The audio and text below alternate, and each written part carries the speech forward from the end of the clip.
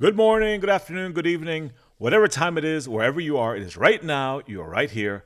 My name is Manuel, and it's my pleasure to welcome you. Today is day 23 of the show, and I have to congratulate you for making the best decision of the day to spend some time with me. Let's get started. Earlier this week, the SAVE Act passed the House of Representatives by an almost straight party line vote, with only one Democrat voting for it and no Republicans voting against it. To go hand in hand with it, the Democrats in Congress and their propagandists on TV and social media immediately hit the gas as they drove 120 miles per hour straight to faux outrage city. But before we get into the details of the SAVE Act, let me start with something that's going to sound outrageous. Voting should not be easy. Now hold on, don't get excited, calm down, all right? I'm not suggesting that a single American citizen be disenfranchised. I'm not looking to keep anyone who has the right to vote from being able to exercise that sacred right. What I'm talking about is friction, because voting is powerful. When you vote, you're participating in the mechanism that determines laws, taxes, wars, borders, regulations, the literal direction of the entire country. We're talking life and death here. Even if you don't think about it this way, you are attempting to shape society according to your preferences over the preferences of others. Some might even say that when you vote, you are seeking to impose your will upon your community and your country. It's not something casual or to be taken lightly. That's not sinister, that's just democracy. But if it's sacred, if it's powerful, if elections truly have consequences, then it should not be as casual as ordering a pizza. And brother, let me tell you, I take my time ordering pizza because I love that stuff. No, but look, seriously, look. Power, as in the power that a vote holds, should require minimum verification. Now, let's talk about what the SAVE Act actually does. Not what cable news says it does, not what activists claim it does, and sure as heck not what the televised therapy session known as The View wants you to believe it does. The SAVE Act requires documentary proof of U.S. citizenship to register to vote in federal elections. The SAVE Act requires that you present valid ID at the moment you vote in a federal election. And it strengthens voter rolls by requiring that they be maintained by doing things such as removing people who've been dead since Bill Clinton was still smoking cigars in the Oval Office. That's it. That is far from crazy, far from fascistic. So let me walk you through this logically and slowly. If only U.S. citizens are allowed to vote in federal elections, and that's already the law, then requiring proof of citizenship is not radical in the least. It just makes sense. If stealing someone's ballot, for example, is a crime, and it is, then putting systems in place to prevent fraud is not oppression, it's crime prevention.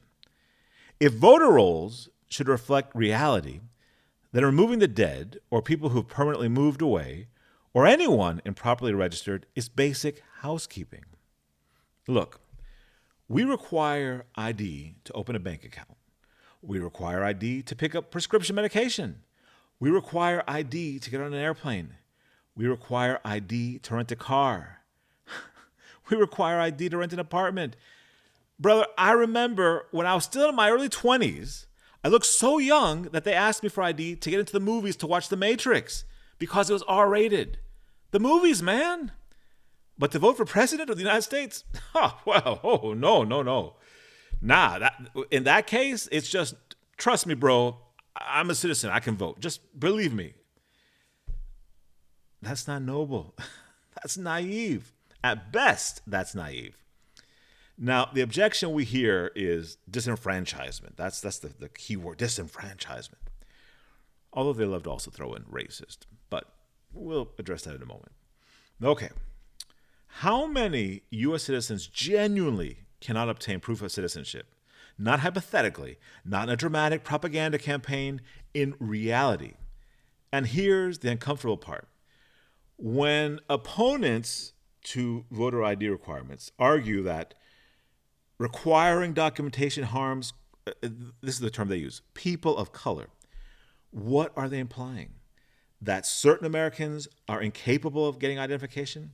That they can't navigate basic processes that millions of other Americans of every race navigate every day?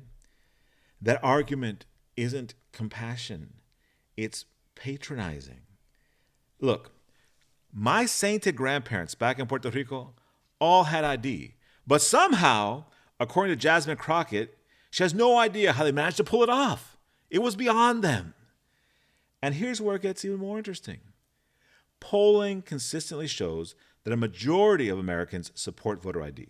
Clear majorities across all racial demographics support it.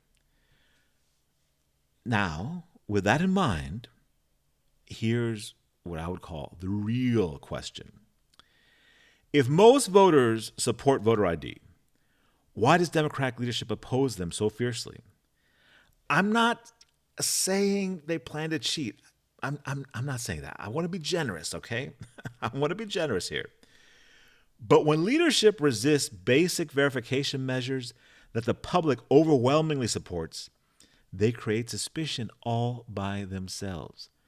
They generate the smoke, and then they get offended when people wonder if there's a fire.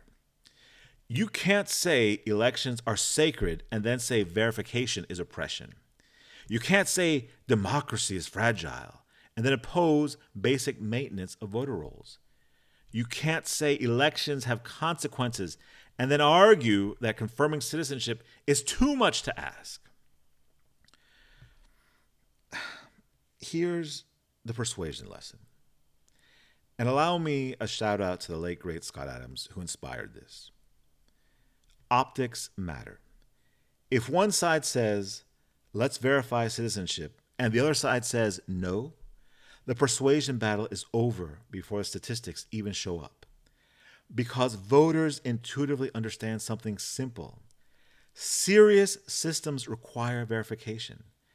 And if your political strategy depends on arguing that verification is hostile, you are not strengthening democracy. You're weakening trust. And trust, not turnout, is what keeps a republic alive. That's the frame. All right.